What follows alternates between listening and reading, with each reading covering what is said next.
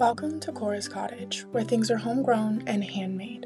I started my journey in town on a small city lot where I grew a garden and preserved most of what I grew. While I was in town, I continued to learn kitchen and other homemaking skills. However, recently, my husband and I have had the opportunity to move out into the country. This means we have more space, and I will be expanding my garden and preservation skills this summer. I want to continue to expand my homesteading and homemaking skills as well. Follow along with me on this journey as I share what I learn. With summer officially here, it was time to go ahead and get the freezer stocked with some quick sides that I can just grab and go to get ready and on the table quickly. I spend a lot of time in the garden and outside with my family during the summer months, and so it's imperative that I have meals that can be quick when it's 6:30, or even 7, and I haven't gotten meals started. A couple of things that I will put in the freezer this year are going to be homemade French fries and homemade gnocchi. So the first step to getting these ready are to go ahead and wash and peel all of my potatoes and get them soaking in water. This helps them to release the starch and makes them more digestible. I'm going to cut up some of the potatoes just to boil, and then some of them I'm going to cut up and make into fries. I'm going to start with the ones that I'm just going to boil. These are going to be what I will turn into gnocchi.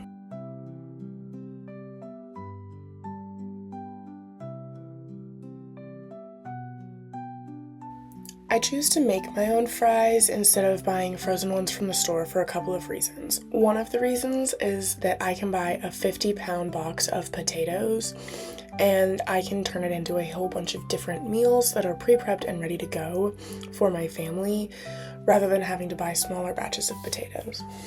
Another reason is that French fries from the store have some ingredients that I am not a big fan of. One of them is vegetable oil. Vegetable oils are high in omega-6s, which can lead to inflammation. So we try to avoid those as much as possible and stick to things like olive oil, avocado oil, lard, and tallow. They can also contain rice flour, which can sometimes have high levels of arsenic, which is a heavy metal that is known to be carcinogenic or cancer-causing.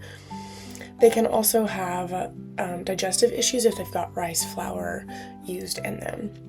Some fries even have caramel color, which has some links to cancer because of its production with ammonia. And then natural flavors are in some as well. These are usually highly processed and not all that different from artificial flavors, and there's just a lack of transparency around what goes into natural flavors. They can be linked to things like allergic reactions, digestive issues, hormone disruption, and chemical exposure. Though the chemical exposures are often very low, over time these can add up, and so we just try to avoid things that don't have whole ingredients. So if I can make them with whole ingredients at home, we always try to.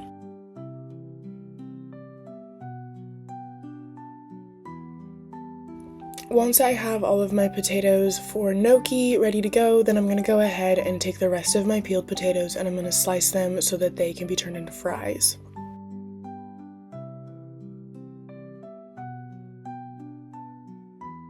I don't worry too much about the size of the fries as long as they're all a uniform size. This time I went with a little bit larger size and I just slice these by going lengthwise down the potato.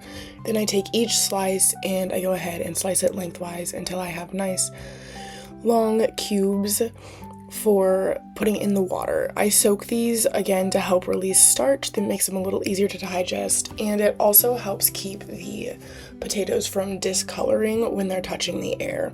Just putting them in some cool water, and they can sit in this cool water for up to 24 hours, so it's not a huge rush if it takes me a couple different pans to get them frozen, which you'll see what I'm talking about later when I say pans to get them frozen. After the potatoes that I cut up into French fries have been soaking for at least an hour, I go ahead and I strain them using my strainer and I transfer them to baking sheets that are lined with parchment paper. And I'm going to set the fries out so that they aren't touching, so they don't freeze together, so that I can put them into large bags such as a 1-gallon or 2-gallon freezer bag. And then I can just dump out what I need when it comes time to serve. So then if it's just our family, I can just dump out a few. But if we're hosting and we have additional families, then I can go ahead and dump out as many fries as I need. And I don't have to worry about how many fries are stuck together. This also will help them cook more uniformly when it is time to go ahead and cook our fries.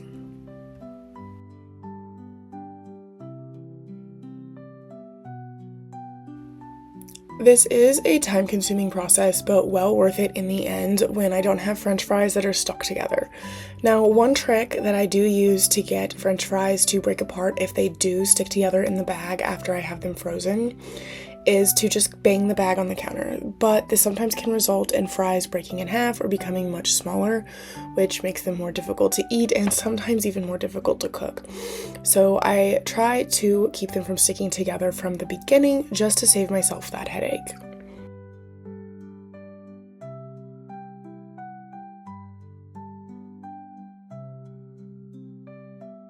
Once all of the trays are full, I take them down and I put them in the freezer to do a flash freeze. I leave them there for about 2 hours, but sometimes I leave them up to overnight. It just depends on what time of day I'm getting these into the freezer. Then I go ahead and I label my bags. Here I'm using 1-gallon freezer bags, and I just label them with French fries and then the month and the year. I don't need the day. I'm not doing that many batches of these French fries. Then I go ahead and I transfer them over into the bag. This can be a little bit tricky if your potatoes were a little bit wet when you put the fries on the tray, because they'll want to stick to that parchment paper, but that's why we use parchment paper, is because you can kind of use it to shake them loose. If you have the silicone baking mats, these can also work because you can just peel them up and shake them to dislodge any of the fries that are frozen to the mat. I don't have any of those, that's why I'm using parchment paper, but that is an alternative if you have that instead.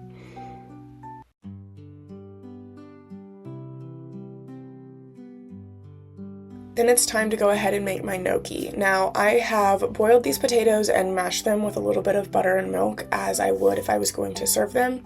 And then I chilled them overnight in the fridge because I prefer to work with cold mashed potatoes when I'm making gnocchi. So I'm adding a pinch of salt for each cup of potatoes, and I'll also add 1 egg for each cup of mashed potatoes that I have. Now, flour is between 1 and 2 cups for each cup of potatoes, but I do this more off of feel than I do off of measurement. I want a nice firm dough that is still workable. I'll kind of try to show you the consistency of the dough when I get to that point.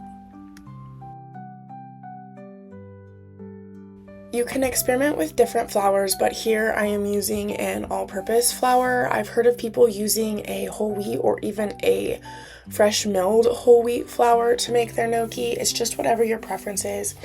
Now do remember that some flours act differently, so they might take more or they might take less flour.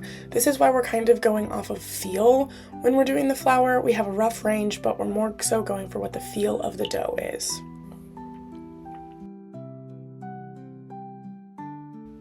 So these are still quite sticky, so I'm going to go ahead and add some extra flour and get that worked in. This is kind of my process. I add a decent amount of flour to start with, I work that flour in, and then I go ahead and I add flour as needed until my dough is not so sticky and to the consistency that I want it to be to make the gnocchi.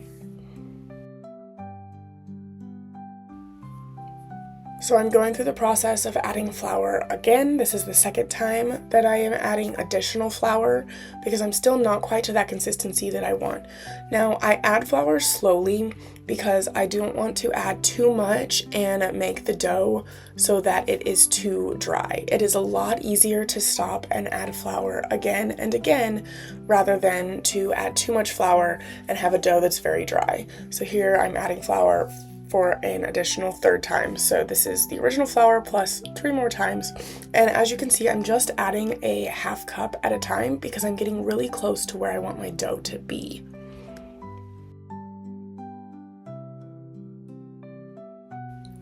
Once the dough is to the consistency that I want, I go ahead and I very generously flour my countertop. I'm going to take this gnocchi dough and dump it out and divide it into several different portions because I made such a large batch. You'll see as I'm cutting it up what consistency this dough is and how it was no longer sticking to my bowl. So then I just take my bench scraper and I cut it into small chunks that will be easily workable, and I make sure that I add flour to any of the open sides of it so that it's not going to stick to my counter when I go to work with it.